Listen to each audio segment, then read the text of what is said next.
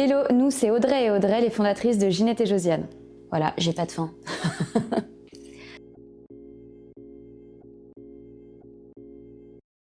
On les voit pousser comme des champignons sur les étals de nos pharmacies et des magasins. On t'en vante partout les mérites. Les probiotiques sont les nouveaux chouchous bien-être à la mode. Oui mais voilà, on a beau te dire partout que c'est bon pour ta santé, tu n'arrives toujours pas à comprendre pourquoi ces probiotiques seraient si intéressants pour ta santé, mais aussi et surtout pour tes intestins.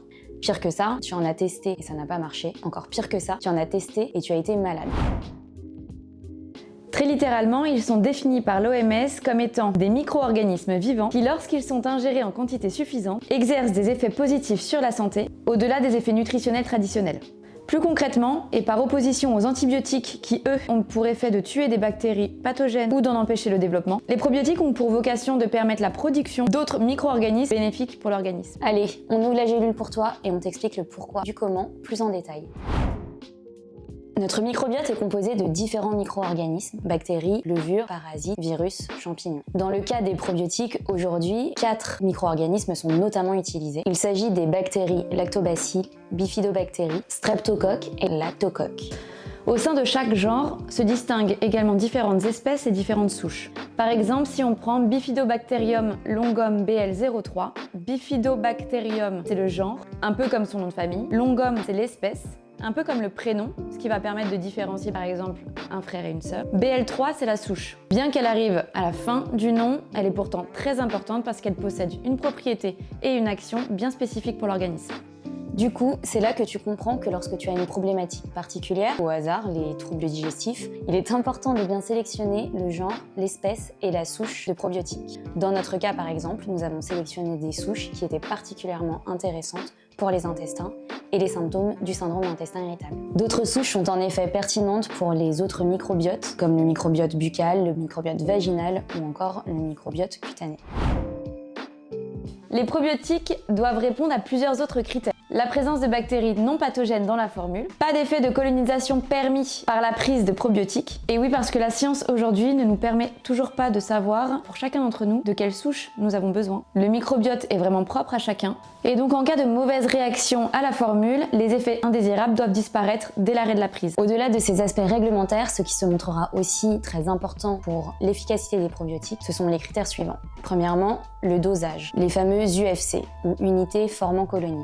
Le dosage est important puisque, au-delà de déterminer quels sont les bienfaits de chaque souche, les recherches permettent aussi de définir à partir de quelle quantité elles exercent une action positive sur le microbiote. Sans oublier, bien sûr, qu'une fois ingérés, les probiotiques et ces bonnes souches se retrouvent en milieu hostile, notre système digestif, et que face à l'acidité gastrique et à nos enzymes digestives, une grande partie d'entre elles se retrouvent détruites lorsqu'elles traversent notre système digestif. Des souches de qualité. Il n'y a pas que la quantité qui compte. Une bonne qualité de souche permettra à celles qui ont survécu au transit dans le tube digestif d'interagir plus longuement avec notre microbiote. Les souches doivent aussi être vivantes pour pouvoir agir, c'est pourquoi il faut les laisser au réfrigérateur après ouverture. Il faut enfin un bon emballage. Et oui, elles sont belles à l'intérieur, mais ça doit aussi se voir à l'extérieur. Le packaging, ce n'est donc pas que du marketing. Protection face à l'humidité, face à la luminosité. Conservation aussi. Le pilulier agit comme un élément protecteur et conservateur de ces bonnes souches. Et dans ces piluliers, il y a aussi les gélules qui doivent se montrer gastro-résistantes pour pouvoir permettre le transit de ces bonnes souches tout au long du système digestif. En résumé, les probiotiques ont pour rôle de contribuer au développement de bactéries bénéfiques pour l'organisme et à limiter en même temps le développement des bactéries pathogènes. C'est le fameux équilibre du microbiote. Pour ce faire, il faut une formule qui réunisse différents critères. Le choix des souches, la variété des souches, la quantité des souches, la qualité des souches et de la formule, et enfin, le packaging. Même si ces différents critères sont réunis, il est possible que les probiotiques ne fonctionnent pas sur toi ou bien que tu n'observes aucun changement. Comme on a l'habitude de le dire, les probiotiques, c'est pas magique. Ils agissent subtilement, en toute discrétion et surtout pas seuls. Un changement complet d'hygiène de vie et alimentaire est nécessaire.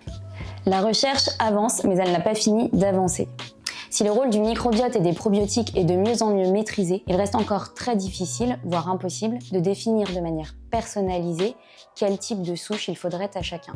Or, nous savons désormais que le microbiote est unique pour chacun d'entre nous et qu'il faudrait donc des formules sur mesure et tout aussi uniques pour que cela soit efficace. C'est aussi pour cela que dans certains cas, les probiotiques vont faire plus de mal que de bien, par exemple en cas de SIBO ou d'IMO. Bien heureusement, comme nous l'avons dit, ils n'ont pas vocation à former colonies et les effets indésirables disparaîtront dès l'arrêt de la prise. Ce qui est bon à savoir, c'est que les sources de probiotiques ne sont pas uniquement sous forme de compléments. L'alimentation peut aussi en procurer. Tu en trouveras notamment dans les yaourts, le lait, les bananes, l'ail, l'échalote, l'oignon. Oui, c'est ça.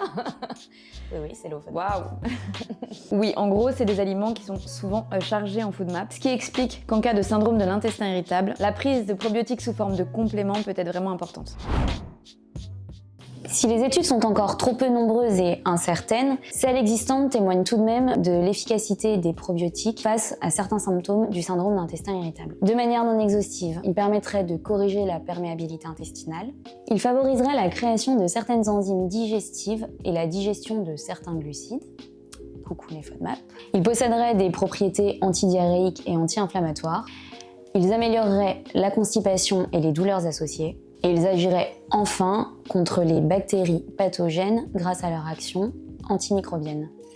Voilà, on vous a tout dit. On a ouvert la journée. N'hésitez pas à liker notre chaîne et à nous retrouver sur les réseaux et notamment sur Instagram.